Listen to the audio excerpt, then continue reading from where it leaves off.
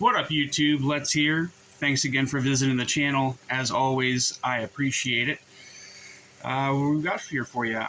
Today, we are going to be reviewing the Kansept Kryo. I've had this knife for a couple of years. I love it. It's a great knife.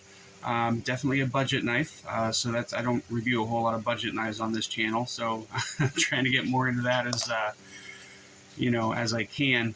I've got quite a few knives in my collection, but I don't know. It's tough for me to kind of get excited about knives that I've had for freaking ever. And I feel like, if I'm going to be doing a review, it's better if I'm a little more excited about it. So this is one of the knives that I definitely really enjoy having in my collection, and it's still available. So I figured I'd show this to you guys. You can still get this guy on. If you go to Knife Center, they have titanium versions available for about $200. If you go to Blade HQ, they have some titanium versions available for around the same price. They also have some G10 and some micarta versions available for right around $60. So depending on what you want to spend, you could stop by and get this guy if you are interested. So let's go ahead and get started. Overall length for this guy is about 8 inches, with a 3.5-inch blade and a 3.5-inch cutting edge. Some size comparisons. Compared to the Ontario Rat 1, that's obviously going to be a little bit longer, and the Ontario Rat 2 is obviously going to be just a little bit shorter. The Demco knives, got the Demco 8020S, it's going to be a little bit longer, and the 20.5 is going to be a little bit shorter.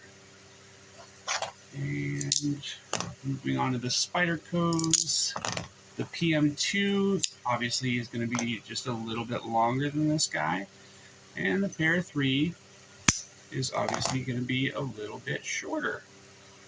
Length, height, and thickness for this guy, it's going to be a little smaller when it's closed compared to the PM2. I think it's pretty close to the length of the Para 3. Para 3 is just a little bit shorter. The thickness, it's just going to be a little bit thicker than the Para 3. And the height, not going to be anywhere near as tall. So it's going to be nice in the pocket, nice and light. Let's see what the weight is exactly on this guy.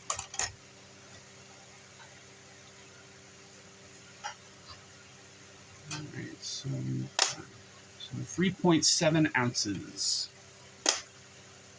Yeah, that's pretty good. And blade stock thickness going to be around 135 thousandths. That's pretty good too. Okay, so for hardware, you've got T8 screws, T8 for the pivot, T8 for the body screws, and I believe when I had the pocket clip on here, I believe those were T6 screws. This is running on bearings, and it's a flipper knife. It does have this opening hole, but the detent's a little stiff for me, so it's extremely difficult for me to spidey flick this guy open, and it's a little awkward to use the thumb flick. So that I can only open this with the flipper, but as I said, it's pretty reliable. Good action, snaps right open when you depress the flipper, and it'll fall shut if you shake it just a little bit. So it's got great action on it. I don't mind the action on this knife at all. And like I said, it's pretty light, so it's a nice knife to carry. The blade shape here it's got kind of like just a very slight recurve to it, but I'd call that a drop point blade with a little bit of a hollow grind, and it's very, very thin behind the edge, so that's nice. You've got a sharpening choil here, but no finger choil, but with this finger guard here, it's pretty easy to hold the 4-finger grip, and I've got quite a bit of the butt coming out of the back of my hand. So even with big, huge hands like mine, it's not that bad to carry this guy. You got a little bit of jimping up here on the spine of the blade, which is nice. It locks up solid, no side to side or up and down play. No pivot lash that I can feel, and you got a nice little click there when it gets back down into the detent ball. So that's pretty nice. The micarta on this guy is very nice micarta. It's not quite. You know, sometimes you get micarta and it's a little bit fuzzy, or it's got little, little tiny pieces of material coming up out of the scale, but you don't get that with this one. It is a steel liner lock, and the liner looks like it's locking up at about 40 to 45%, I'd say. Access to the lock bar is very, very good, and there's no lock stick at all on this knife. Hasn't had any since I got it.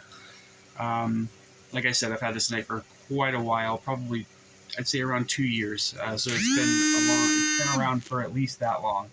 I'd say probably a little bit longer. Not a whole lot of billboarding on this guy. It's got a D2 blade. You got the Kansept logo right there, and it says it's got like a lot number or something here, and it's D2 blade steel. On the back here, it just says Kim Ning, which I guess that's the designer or the maker, and the name of the knife, which is the Kryo. Little more billboarding than I like, but it's not too bad. Not a big deal. It's got a DLC coating on the blade here, which is nice. And the detent, like I said, is a little bit stiff for me, but the deployment is fantastic. It comes right out with the flipper tab, and you don't have any trouble with the disengagement or anything like that. The balance on this guy is right behind the pivot where it should be. A little bit further back. Yeah, that's pretty good there. All right, yeah, right behind the pivot, so that's right where you want it. The ergonomics are great. You don't have to, you're not really forced into any particular spot. You can choke back on this a little bit if you need to, and you can hold it in the standard grip where they want you to put your fingers and everything. So that's not a big deal. This is not really, I wouldn't call this a hard use knife, but it'll handle whatever you could possibly throw at it, I'm guessing, in under normal everyday circumstances. I wouldn't go trying to split wood with it or anything like that. But it's a decent knife. I like the blade shape. I don't know that this, like I said, I don't know that this hole works for me very well, but I feel like that's just because I have giant hands.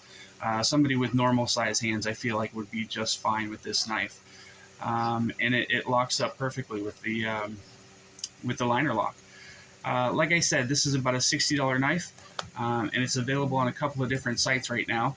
Kansept's a pretty big company. They've got a whole bunch of stuff coming out, especially lately. They've been coming out with a whole bunch of nice stuff, and they're even starting to put Timascus material and stuff like that into their knives. Sometimes they have just Timascus inlays. Sometimes they have full Timascus scales. All depends on what you're looking at.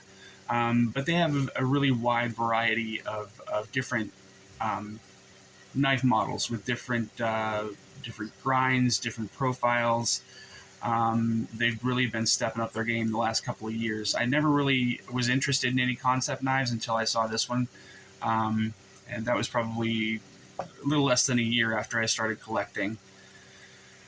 What else is there? You've got the liners are nested. I don't know if I said that or not. You've just got a couple of standoffs here with this little bar that you can use for a lanyard if you'd like to. I put this thing through quite a bit of abuse. I use it, inside the house and outside. I've cut into, just regular boxes, all the way into cutting twigs and stuff off of branches, very small ones. And it's held up to it pretty well.